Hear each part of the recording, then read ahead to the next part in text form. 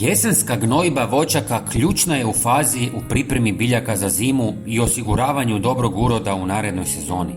Prije svega, važno je osigurati da tlo bude dovoljno obogaćeno hranjivim tvarima koje su voćke potrošile tijekom vegetacijskog razdoblja. Organska gnojiva, poput stajnjaka, komposta ili paletiranog gnojiva, idealna su za jesensku primjenu jer postupno oslobađaju hranjive tvari, čime voćke imaju dugoročnu opskrbu. Posebno je važno dodati fosfor i kalij jer oni jačaju korijenov sustav i pomažu u razvoju cvjetnih pupova.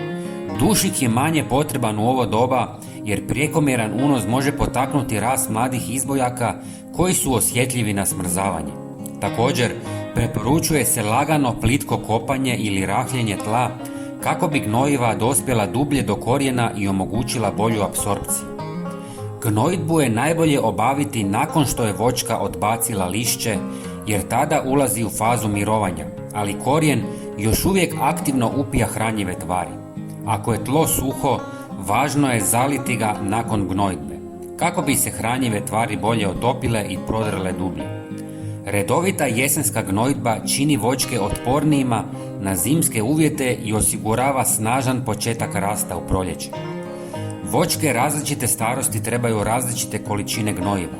Mlađe sadnice oko 150 do 200 grama NPK po stablu, dok starije voćke trebaju oko 500 grama, ovisno o vrsti biljke i analizi tla.